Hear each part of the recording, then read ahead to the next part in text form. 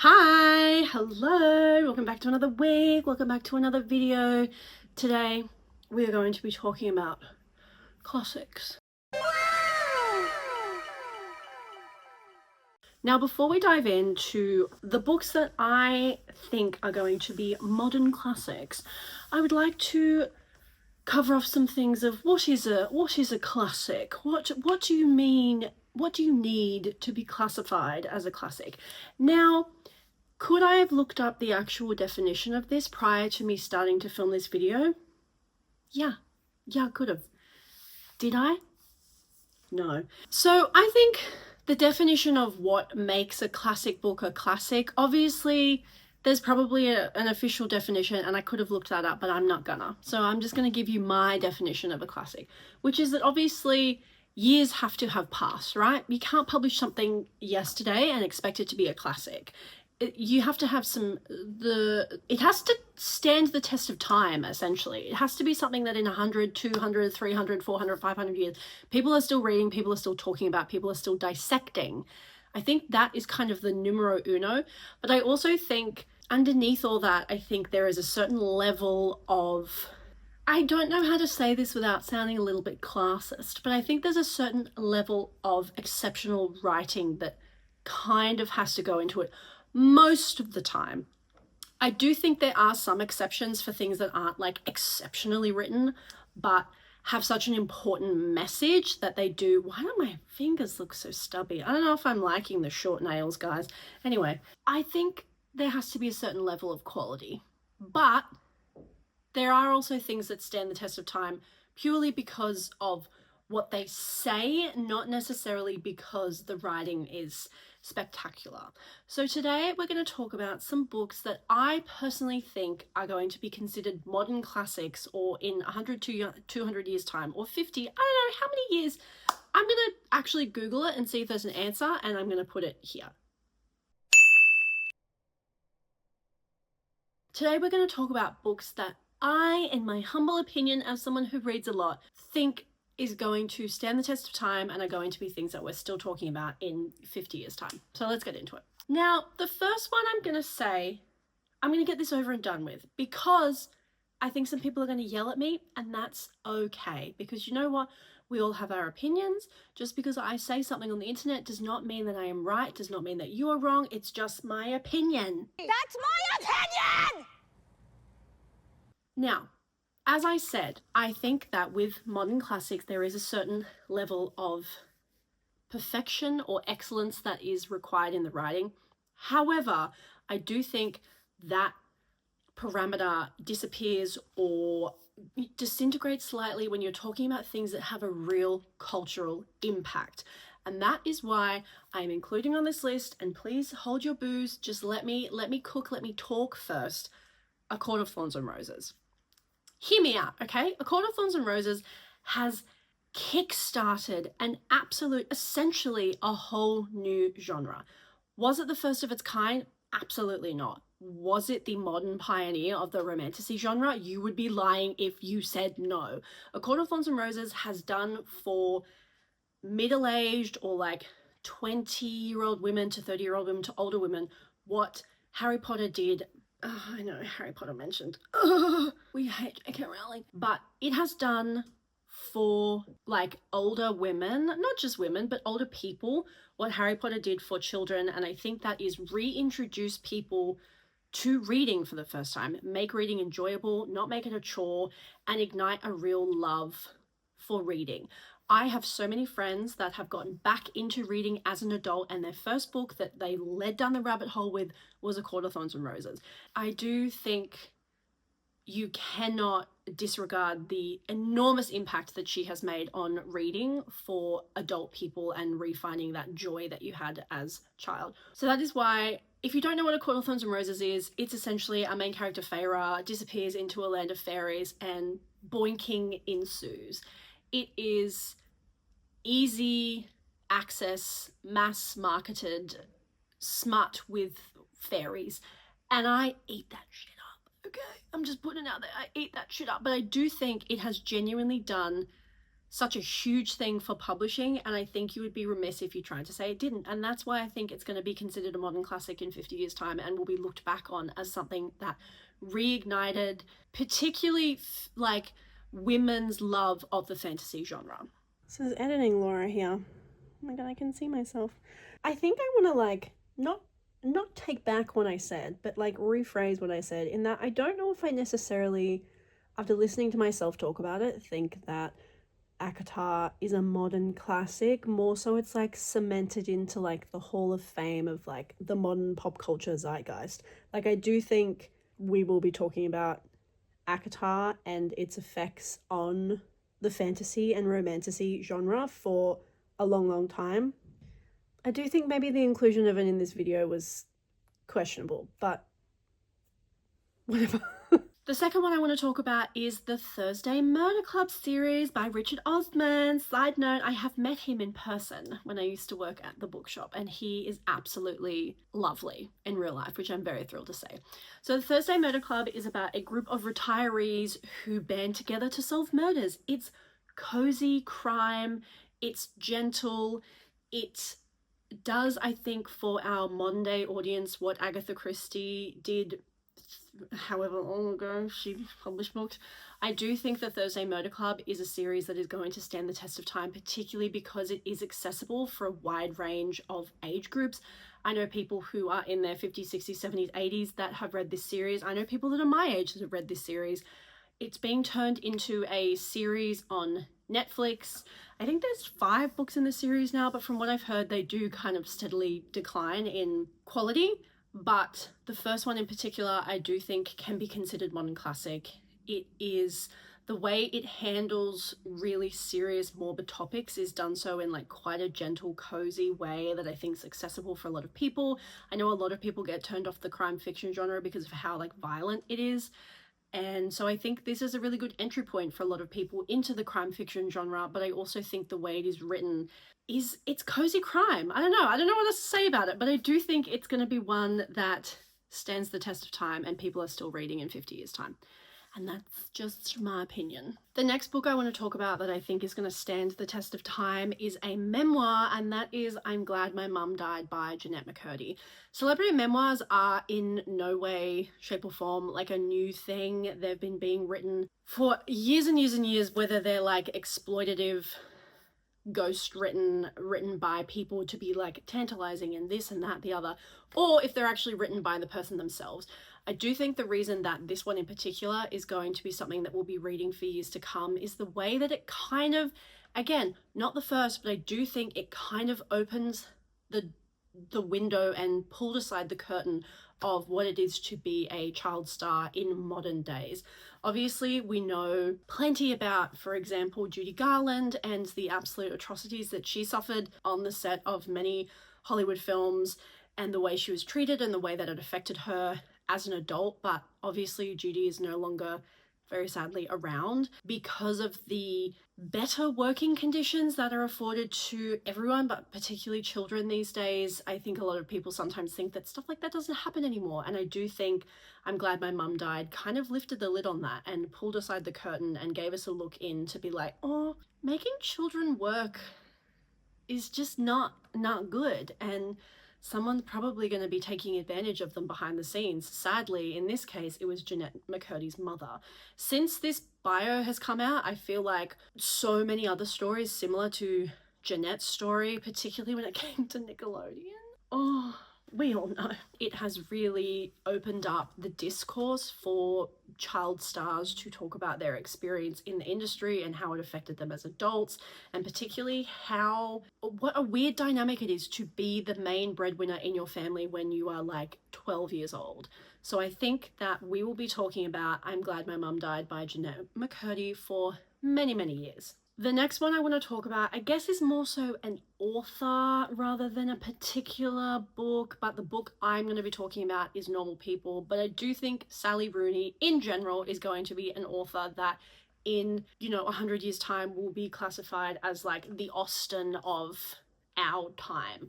The way she talks about modern romance and modern relationships is so accurate and so beautiful, and just depicts people in their rawest form. And I do think that a lot of the times when it comes to relationships, they are, you know, romanticized. Funny how romantic relationships are romanticized. Sally Rooney looks at relationships in a very human, very real, very unflinching way, and that just shines through in all of her books. I've talked at length on this channel about, I just realized that I haven't talked about what happens in any of the books. I'm going to start doing that. Okay, so Normal People is about our main characters, Marianne and Connell, who come from two very different walks of life. They go to high school together, they start a sexual relationship in high school, and then the novel essentially follows them throughout the years as they become adults and they drift in and out of each other's lives, about the many different times they try and fail to make a relationship between them work. It is the miscommunication trope done so well, and in such a way that you as the reader are so frustrated and you're just rooting for Marianne and Connell to be able to work things out, but you also kind of realize, because you're privy to the internal monologue of both of them, that they're coming from such different places of understanding each other that they're always kind of gonna do that. The way that she has portrayed that, particularly in Normal People, but in all of her novels, is, as I said, so human, so understanding, so brutal in its honesty, and the way that she's not afraid to break your heart and not give you the happy joy ending that you as the reader are hoping for. I think it's a really good reflection of what real life is. You don't always get what you want. Things don't always turn out the way you want them to. It's real, it's raw, and I think for that reason we will be reading Normal People, but just Sally Rooney in general, for many years to come. The next book I want to talk about is The Dinner by Herman Koch. I freaking love this book, and I don't think nearly enough people talk about it. So The Dinner is about just that. It's a dinner of two brothers and their wives. The two brothers come from very different walks of life. One, from memory, one is a just blue-collar worker. The other is a very highfalutin politician. And we meet them at the beginning of dinner when they are talking about something that both of their sons have done, but at the beginning of the novel we are not aware of what has actually happened. The way the events of this novel unfold, it takes place just over the course of a dinner, and you would think, how in the heck have you written like a 300-page book just at dinner? At no point in this novel did I feel bored. Did I think it was overwritten? Did I think it was stuffed full of crap that didn't need to be there? The way that this is so sharp, it's so sharply written, not a single word has gone to waste, and yet it's 300 pages just set over the course of a dinner. So we follow these two brothers and their wives as they slowly discover and talk about more things about the event that they're discussing. Characters in the book obviously know exactly what has happened, but you as the reader don't. So as the dinner progresses and they talk more and more about this thing that has this horrible thing that has happened, and they release more details to you as the reader, you are drip fed information as the book progresses, and the way it keeps you on the edge of your seat just for the entire novel, and you're trying to work out what has happened and how the fathers are going to get their sons out of it. And then slowly throughout the course of the book, your allegiance as a reader, in my opinion, is slowly shifted, and you actually start to see that the characters you thought were good at the beginning aren't necessarily, and things twist in a different light. And the way that is done is so genius. Herman Koch has such a brilliant way of writing incredibly clever thrillers and mysteries that have like a twist at the end, but it's not something where you're like, okay, well that's a little bit ridiculous. You kind of look back over the span of the book and you're like, oh my god, I see how we got here. But this is an incredible character study on familial relationships and what parents are willing to do for their children, how modern day society has desensitized us to violence and how that seeps into I don't have children, but our children. It's just so well done, and if you haven't read this book, I cannot recommend it enough. That is The Dinner by Herman Koch, and I think we're going to be reading this one for many years to come. So the next book I want to talk about, you've all heard of it. That's a Little Life. Yeah. There are very mixed opinions on this book on the internet. And I think for that reason alone, it has kind of cemented itself in a spot for our modern classics, but honestly, in my opinion, the writing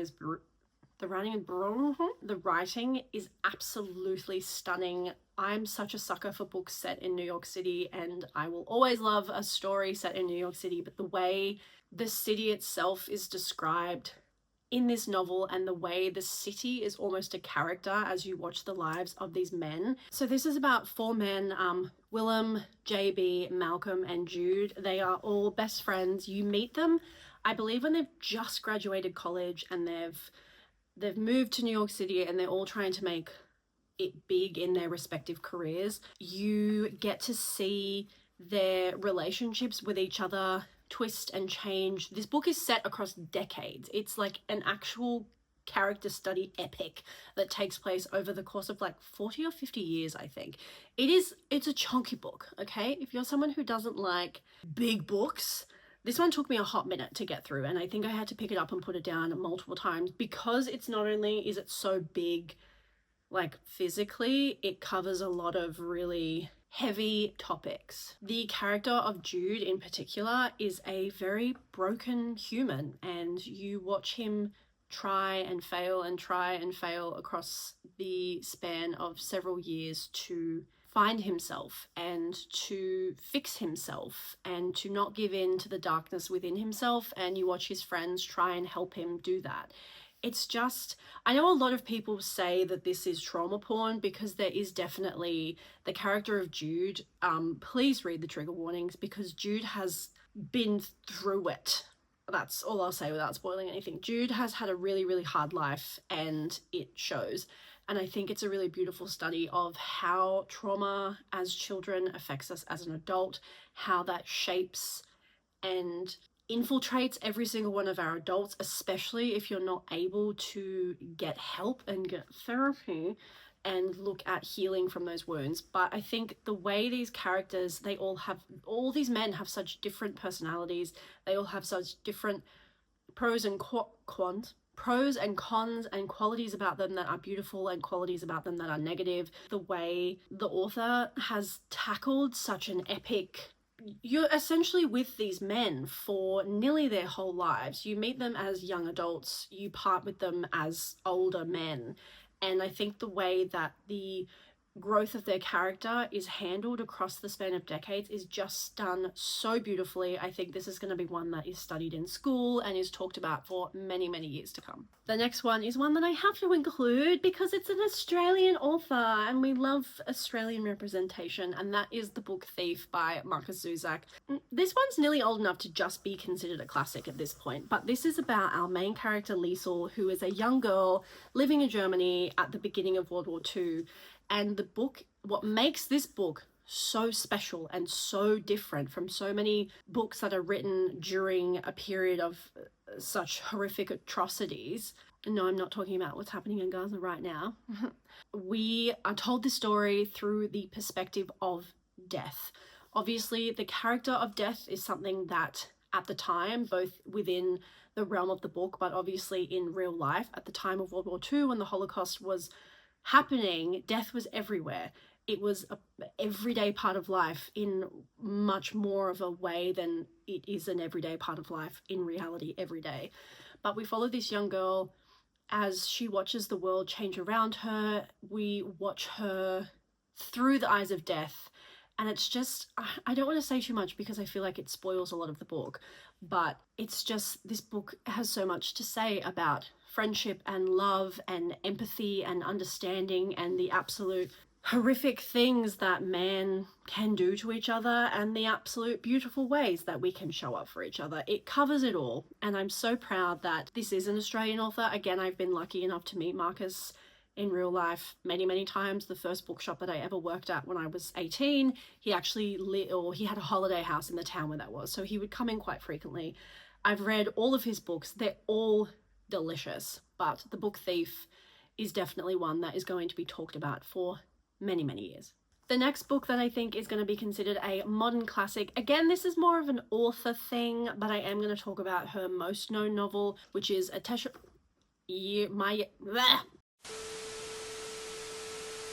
and that is Ottessa Moshfegh and My Year of Rest and Relaxation. This is like again, this kind of like kicked off almost the genre of like weird girl lit fic. So in My Year of Rest and Relaxation, again, another book set in New York, we love to see it, we follow our main unnamed character who is a rich socialite whose parents have just passed away and left her an insane amount of money. She has the ability financially to do whatever she wants, and yet she is completely unsatisfied with her life. She's completely unsatisfied with her circumstances, and so she kind of just makes a decision that she's going to self-medicate for a year and sleep through a year with the hope of like waking up in a year as a new person. It's kind of like a really fucked up Sleeping Beauty. At the same time, you have another subplot where her ex-boyfriend, who's like an artist, is chronicling her year of rest and relaxation and making an art project out of it. What I found really interesting about this book is the fact that the main character is so unlikable. She is awful to every single other character in this book. She has not a kind word to say about anyone else. She is selfish, she is petulant, she is nasty, and yet, somehow you're kind of rooting for this experiment to work, but she's so obnoxious and so unlikable and just such an awful main character. And I think so often in novels you are obviously positioned to root for the protagonist and you're positioned to empathize with them. There is no way that you can empathize with this main character. She represents the upper echelon of the 1% of the people who, well, I certainly can't relate. She lives in a penthouse apartment in Manhattan. She has all the money she could ever need. She doesn't need to work a day in her life. I cannot relate to that in any way, shape, or form. This is just the perfect definition of a book that is no plot, just vibes. There is nothing happens in this book. I can confidently say nothing really happens. You just follow this woman through her musings and thoughts on life and thoughts on what makes life worth living, and it covers things like the class gap and gender gap and power struggles in gender. It's just so good. It's so good, and I do think that we will be talking about this book in particular for a long time, but Atessa Moshfegh just in general has a beautiful way with words, and I think she's going to be an author that will be considered a classic in 50 years time. Okay, we're on to the last two. We're on to the top two. I think Yellowface by Rebecca F. Kuang is going to be considered a modern classic. I think Rebecca F. Kuang, just in her own right, will be considered a like classic author. The fact that she has done so well in such different genres, like she has Babel, which is dark academia, you've got The Poppy Wars, which is fantasy, and then you've got Yellowface, which is just general lit fic. So Yellowface is about our main character June, who is a white woman who makes the really questionable choice to steal the manuscript of her Asian American co-worker when that same co-worker dies and chokes on a piece of pancake in front of her. Yeah, that's actually what happens. And that's not a spoiler, because not only does it say it on the back of the book, it happens in like the first 5 pages. But then June publishes the manuscript under her own name and receives rave reviews and success, and then goes on to be essentially stalked, and you spend the entire book wondering when the jig is going to be up for her. The way that the sense of dread has been so brilliantly imbued into every single page, at no point in this novel do you really kind of think like, oh, she's going to get away with it. It's a when, not an if. And the way that that keeps you on the edge of your seat is just so brilliant. But I think aside from that, it has so many things to say about our current social media landscape in a way that I don't think is going to age poorly. Like, I think we will look back at this book and the way it handles social media as almost like a study of and a time capsule of what things were like in this current time. It says a lot about cancel culture and ghostwriting and, you know, what's that ship theory?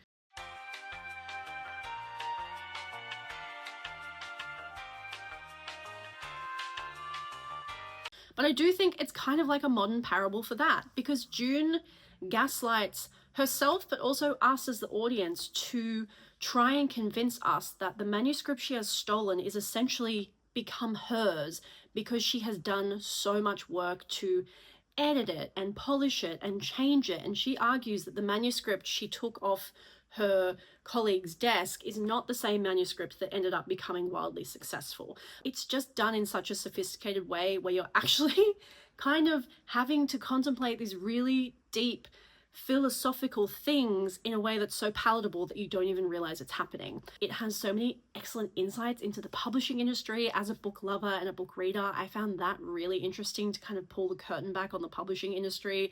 It has so much to say about white privilege and how that functions in a modern society. It's just so good, and I think there was a reason why when it came out it was so wildly popular to the point where you just couldn't find it anywhere because it was sold out in every freaking bookshop. But I do think because of that we will be talking about this book for a really, really long time to come. Okay, I've saved my personal favourite for last. Now, while I will accept criticism and commentary, and let's discuss the inclusion of ACOTAR at the beginning of this video, I will not be accepting any commentary or discourse on the inclusion of The Hunger Games by Suzanne Collins, because I think a lot of people are quick to poo-poo and nay-nay this as a modern classic because of the fact that it is young adult. We're gonna do a quick TED Talk and I'm gonna explain to you why that is actually completely untrue. The Hunger Games by Suzanne Collins, if you don't know, is a young adult dystopian fiction series that follows our main character, Katniss Everdeen. She lives in a society that is broken up into 12 different districts and then one major capital that holds all of the power, and the districts are forced to produce certain, like each district has a different thing that they're known for. Katniss comes from District 12, which is known for coal. And basically the further out you get from the capital, the poorer the citizens get and the worse the districts are treated. Every year, each district is forced to reap a female and a male tribute between the ages of 12 and 18, and they are forced to fight in the Hunger Games, which is essentially a children death match, which is an absolutely wild thing to write about and market it to children. Suzanne Collins has been quoted multiple times as saying she came up with the idea when she was flicking through news channels and she was going from like happy kids show commercial advertisements to things about like the war in Iraq and the war in Afghanistan and all of the horrific things happening in our world. And she thought the cognitive dissonance between those two things happening on different channels at the same time was really interesting. And then that ended up being The Hunger Games. So the reason why I think this is absolutely going to be considered a modern classic is while it is young adult, I don't think it is written dumbly. I think a lot of the times young adult books are written in ways that are dumbed down for a younger audience. I don't think, while she may not use really long, complicated words and the vocabulary of The Hunger Games may not be this, oh, Reginald, fetch my gloves. It is smart. The way this book is written is smart. And it's not pretending like the audience, despite the fact that it was initially intended to be for young adults, it's not pretending like those young adults are dumb. Since then, The Hunger Games has gone on to cement itself not just as a favourite for teenagers, but a favourite for everyone. I recently had the pleasure of rereading this series and then reading the prequel, Sunrise on the Reaping, and let me tell you, that shit has held up. She's aged like fine red wine. Not just the writing, but I think the topics that The Hunger Games covers have become more relevant. We are in that, a late stage capitalism, fuck around and find out. We're in the find out period. As you can see with what's happening with American politics at the moment, the way that Trump is talking about gilding the ballroom in gold while people are literally being like snatched off the streets and put in like Guantanamo Bay like prisons. If that ain't The Hunger Games, if that ain't the Capitol, I don't know what is. The commentary about power and how absolute power corrupts absolutely, and how a dictatorship is never a thing that is going to work or serve anyone who is not at the top, has only become more and more relevant as time progresses. And I would like to think it's not going to get more relevant, but I don't know about that. I also think the fact that the original Hunger Games came out, I want to say 2006, 2008. What is that? Nearly 20 years ago. And we have just had a prequel be released this year. And not only were people reading it, but people were excited about it. People were champing at the bit for a chance to be sucked into this world again. And I think that only speaks to the absolute machine that Suzanne Collins. Again, Suzanne Collins has been quoted as saying that she only writes something when she has something to say. So I think the release of Sunrise on the Reaping says a lot about that. Says a lot about our current media landscape, but I digress. The Hunger Games is going to be one that we're going to be talking about. It will be potentially the first book, but also the second book is perfection. Like, don't touch a hair on her head. The first and second books, and the third. I mean, they're all freaking good. The movies did a little, oh, actually, no, the second movie was perfection. The movies did that. The books, I think, all have exquisite qualities in their own right. I think all three of them will be read for many, many years to come. I genuinely think they're going to be as popular as Lord of the Rings. And I don't want to hear any fantasy bros in my comment yelling at me, because I don't care that it was written for young adults. And I don't care that there's a love triangle, okay? It is good writing. It is good social commentary. It is going to continue to age like red wine. So that's kind of like today's video. I'd be really interested to see what you guys thought about what is going to be considered modern classics, because I did do a little bit of like research in the lead up to putting this video down as to what other people thought were going to be modern classics. And so many of them are books that are just beautifully written. And yes, I do think that, as I mentioned at the beginning, is a barometer of how we judge what is a modern classic, but I don't think it's the only barometer.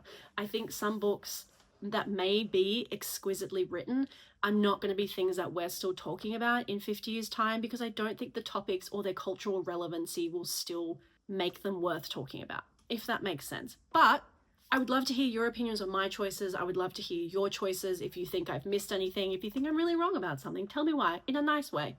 Let's keep the discourse lively and clever, but kind. And I'm sorry if you can hear my cats digging in the litter in the background. What else? What else has been going on with me? Honestly, aside from having a terrible cold, dare I say, things have been a little uneventful in the past few weeks. And you know what? I'll take that. I will fucking take that. I'll take that and run with it. I am ready for uneventful. I am ready for mundane. I am ready for boring. I am ready for my life to fall into a nice steady routine. That is what I need. That is what my cortisol and adrenal levels need. As usual, thank you so much for stopping by. Thank you for watching. I hope you've had an excellent week. Feel free to drop me a little hello in the comments. Let's chat. I actually genuinely enjoy chatting with you all in the comments so much. So don't feel like you ever have to leave a book comment. You can just be like, I had a really good burger this week, and I'll be like, slay, what was on it? Tell me the contents of your burger, bestie. I actually genuinely want to know. As usual, don't forget to subscribe, don't leave a mean comment or I will cry, and I will see you in the next video.